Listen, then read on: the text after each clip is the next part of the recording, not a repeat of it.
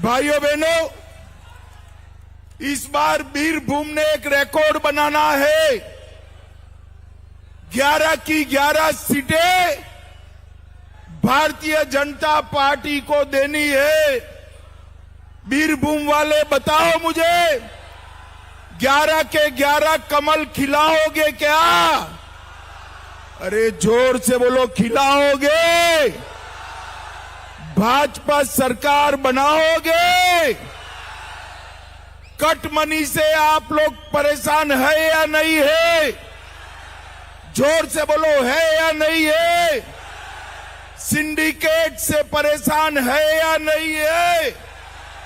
अरे किसी गरीब को घर बांधना है, ईंटा लाना है, तो ममता के सिंडिकेट वाले पैसे मांगते हैं। सीमेंट का थैली मांगना है तो भी पैसे देने पड़ते हैं। भाइयों बहनों, ममता को निकाल दो, टाटा बाय बाय कह दो। कट मनी वालों को, सिंडिकेट वालों को उल्टा लटका कर सीधा करने का काम भारतीय जनता पार्टी की सरकार करेगी। बंगाल में 4 मई के बाद डबल इंजन सरकार बनने वाली है और बंगाल के अंदर विकास का नया दौर शुरू होने वाला है। भाइयों बहनों, टीएमसी ने मयूरेश्वर को बम और बारूद की खदान बना दिया है। 2013 से लेकर 2021 तक हमारे कार्यकर्ताओं को बहुत परेशान किया है या नहीं किया है? भाई जोर से बोलो, किया है या नहीं किया है? मैं आज टीएमसी के गुंडों को कहकर जाता हूं, 23 अप्रैल को अपने घर में बंद रहना, वरना 5 मई को चुन चुन कर जेल की सलाखों के पीछे डालने का काम करें।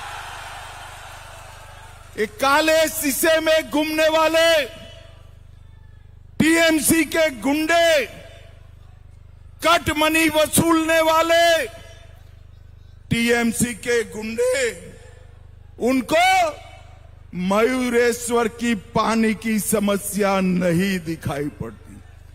मोदी जी ने करोड़ों रुपया जल जीवन मिशन के लिए भेजा है।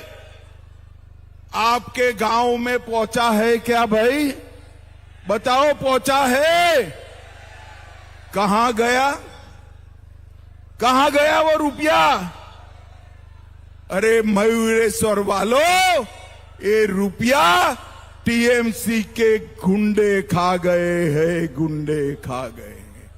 भाइयों बहनों, मयूरेश्वर की सड़कें हाथ से ही उखड़ जाए ऐसी सड़कें बनाई है। बोलपुर नगर पालिका, शांति निकेतन वहां है, रविंद्रनाथ टैगोर का घर वहां तोड़ दिया गया, म्युनिसिपैलिटी नहीं रोक पाई। भाइयों बहनों, ये बंगाल की अस्मिता का रक्षा नहीं कर सकते।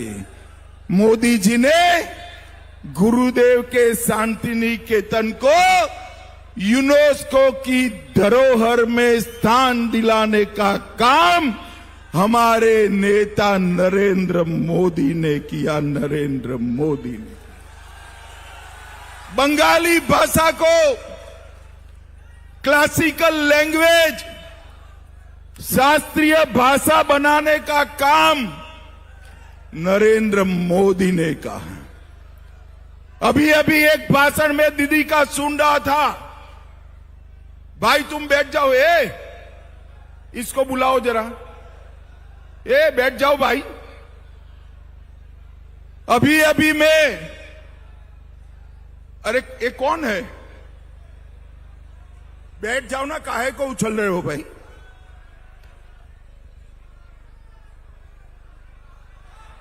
अभी अभी मैं दीदी का एक भाषण सुन रहा था। वो यहां के बहुमत समाज को डरा रही थी, अगर टीएमसी नहीं होगी तो बहुमत समाज का अस्तित्व नहीं होगा। अरे दीदी, सदियों से हम यहां रह रहे, आप कौन होती हो हमें डराने वाली? आपके शासन में मुर्शिदाबाद में दंगे हुए, आप कहां गई थी? आपके शासन में रामनवमी पर हमला हुआ, आप कहां गई थी? आपके शासन में सरस्वती पूजा पर रोक लगी, आप कहां गई थी? ये दीदी से डरने की जरूरत नहीं है। यहां नरेंद्र मोदी के नेतृत्व में भारतीय जनता पार्टी की सरकार है। वीरभूम वालों, वो दिन लग गए। आप मेरी बात मानकर चलना। 23 अप्रैल को ममता दीदी का कोई भी गुंडा आपका बाल बांका नहीं कर पाएगा, बाल बांका नहीं। चुनाव आयोग ने 800 से ज्यादा कंपनियां भेजकर यहां पर शांतिपूर्ण मतदान की व्यवस्था करी है। किसी को डरने की जरूरत नहीं। भाइयों बहनों, ये चुनाव जो है घुसपैठियों को निकालने का चुनाव। वीरभूम वालों, मयूरेश्वर वालों, मुझे बताओ, घुसपैठियों को निकालना चाहिए या नहीं निकालना चाहिए? अरे जोर से बोलो, निकालना चाहिए या नहीं निकालना चाहिए? क्या ममता दीदी निकाल सकती है? क्या निकाल सकती है? ये भतीजा निकाल सकता है? ये तो बीएसएफ को बाढ़ लगाने के लिए भूमि भी नहीं देते हैं।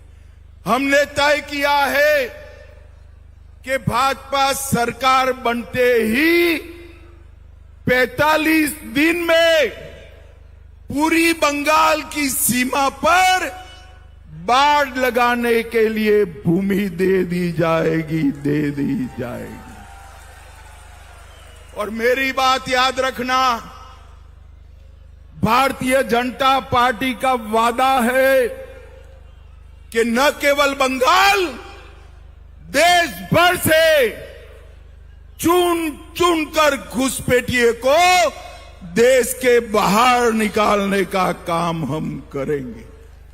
भाइयों बहनों, टीएमसी के शासन में भ्रष्टाचार बहुत बड़ा मुद्दा रहा और दीदी कहती है भ्रष्टाचारियों से हमें परहेज नहीं है। अब भ्रष्टाचार और गुंडागिरी में वीरभूम से ज्यादा किसको अनुभव हो सकता है भाई?